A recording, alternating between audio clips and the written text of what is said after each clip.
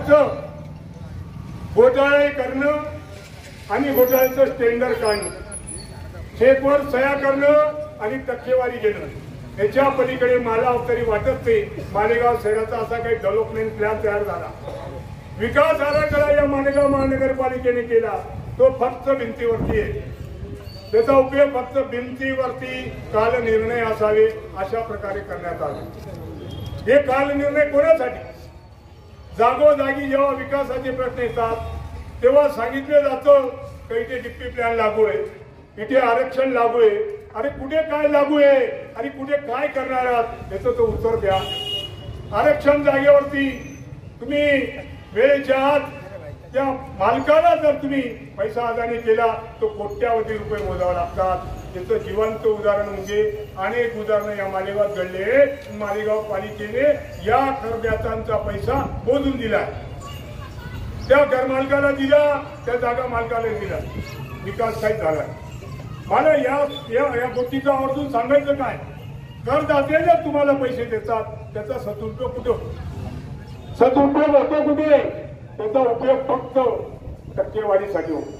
कारण की स्टँडर्ड बनायचं, त्याच्यामध्ये अभाव ठेवायचा आणि त्या अभावाच्या माध्यमातून तो पैसा यांच्या घशात जातो. आज रोजी आम्ही काही विविध मागण्या घेऊन मालेगाव नगरपालिकेसमोर आलो. का? आमचा जो अधिकार आहे, आमचा तो हक्क आहे. मला असं वाटतं आता इथे जमलेले लोक आहेत त्यांना विचारायचं वाटतं, एक म्हण आहे, हक के लढाई के वास्ते बुलाए नहीं जाता, जिसका जमीर जिंदा हो वो खुद होके चला. मालेगावकरांचं आम्ही कोणाला आव्हान केलं नव्हतं, ना सोशल मीडियावर दिलं होतं, ना पत्रकार परिषदेमध्ये सांगितलं होतं. तरी सुद्धा एवढ्या प्रमाणात विविध संघटनेचे लोक, विविध संघटनेचे पदाधिकारी येऊन हिंदू मुस्लिम बांधवांनी सहभाग घेतला. सर्वप्रथम त्यांचे धन्यवाद. मला असं म्हणायचं की आमच्या 3 नाही 4 मागण्या आहेत. सर्वप्रथम एक मागणी आहे, या मालेगाव शहरात पाणीपट्टी दरवाढ रद्द करा. आम्ही म्हणत नाही फुकट द्या, फक्त रद्द करा. ती कोणती रद्द करता?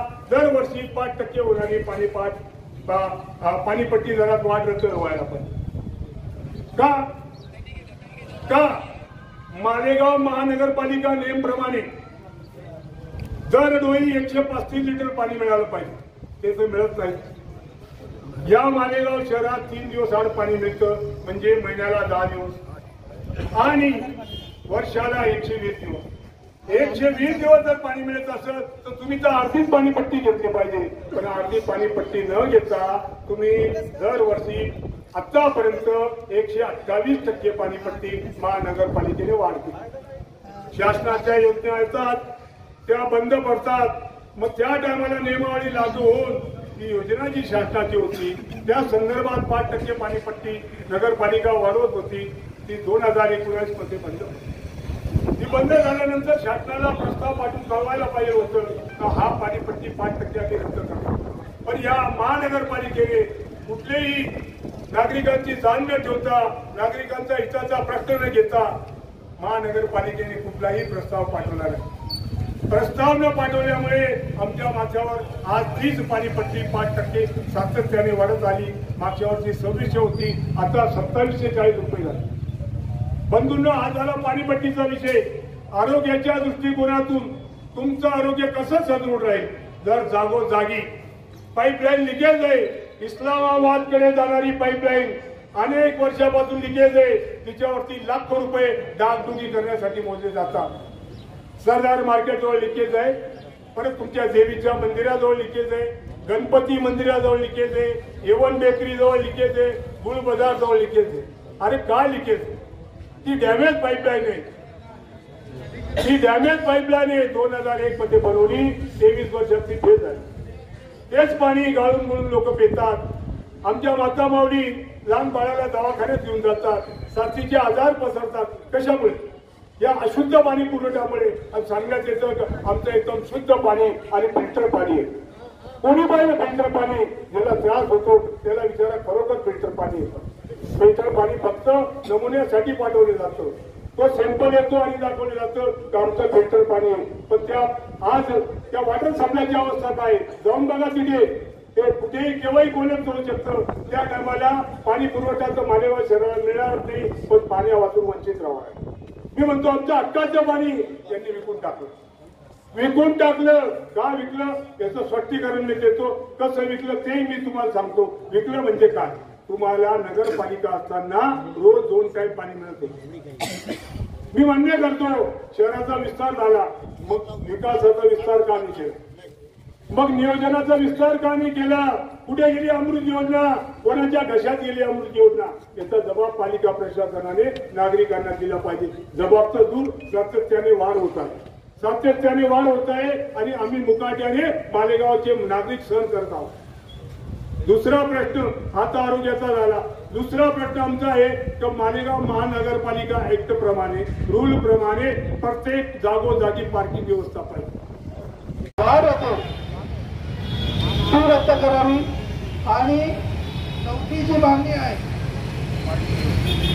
जागोजागी सार्वजनिक पार्किंग करणे, या 4 मागण्यांसाठी मुख्यतः आंदोलन आहे. आणि जो नवीन आयुक्त आहे, पहिल्या आयुक्तांनी काही दिवे लावले नाही, नवीन आयुक्तांनी कमिटमेंट केल्याप्रमाणे काय दिवे लावतात आम्ही बघणार आहोत. म्हणून आज या आंदोलनाची दखल त्यांनी त्वरित घ्यावी आणि या 4ही मागण्या मान्य कराव्या. अन्यथा हे फक्त लोकांना आंदोलन आहे, यापेक्षा आंदोलन यापेक्षा भयंकर असणार आहे. धन्यवाद. विविध समस्यांसाठी गेल्या अनेक वर्षापासून मालेगाव महानगरपालिका प्रशासनाकडे सार्वजनिक नागरी सुविधा समितीच्या माध्यमातून पाठपुरावा चालू आहे. त्यातील एक महत्वाचा विषय आज या ठिकाणी आपण घेणार आहोत, तो म्हणजे शासक पाणीपट्टी दरवाढ. मालेगाव शहरात सन 2006 आणि 7 मध्ये पाणीपट्टीच्या दरवाढीचा एक ठराव 18 जानेवारी 2007च्या महासभेने मंजूर करून मालेगाव शहराला दरवर्षी 5% दरवाढ लागू करण्याचा ठराव केला होता. UID SSFST योजनेअंतर्गत शहरात जलवाहिनी टाकण्यासाठी, पाण्याच्या टाक्या उभ्या करण्यासाठी जो निधी खर्च होणार आहे, या निधीचं परतावा मिळावा म्हणून ही दरवाढ लागू करण्यात आली होती. योजना पूर्ण होऊन आज जवळजवळ 16 वर्षाचा कालावधी झाला. 16 वर्षात मालेगाव महानगरपालिकेने अतिशय मोठ्या प्रमाणावर पाणीपट्टीत वाढ करून नागरिकांकडून भरमसाठ लूट केली आणि या लुटीच्या बदल्यात नागरिकांना दरडोईप्रमाणे जे पाणी देणं बंधनकारक आहे ते देखील उपलब्ध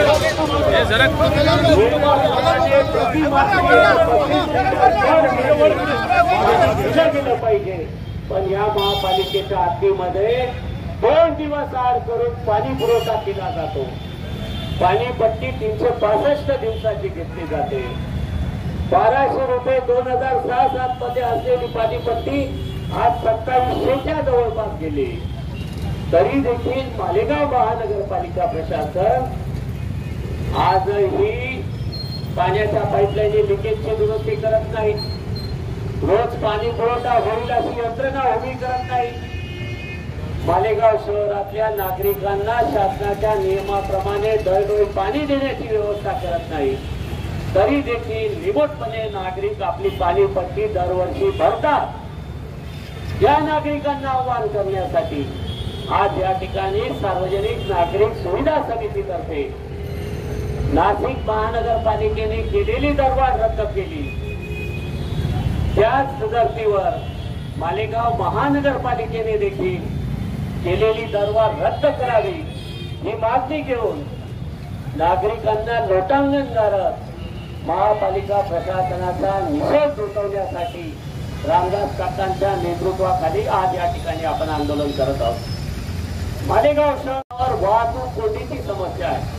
शहरात ठिकठिकाणी वाहतूक कोंडी होत असताना परिवहन विभागाच्या वतीने मालेगाव महानगरपालिकेच्या परिवहन समितीची दरवर्षी दर 3 महिन्यांनी बैठक घेऊन वाहतुकीचं नियोजन होणं आवश्यक आहे। त्यामध्ये नो पार्किंग झोनची निर्मिती करणं असो, पार्किंग झोनची निर्मिती करणं असो, शहरातील वाहनधारकांना सोयी सुविधा मिळाव्यात यासाठीच्या वेगवेगळ्या उपाययोजना करण्यासाठीचा विषय असो, वाहतूक कोंडी सोडवण्यासाठी पर्यायी रस्त्यांचा विषय असो, वाहतूक कर्मचारी नेमणुकीचा विषय असो, हे विषय घेतले गेले पाहिजे।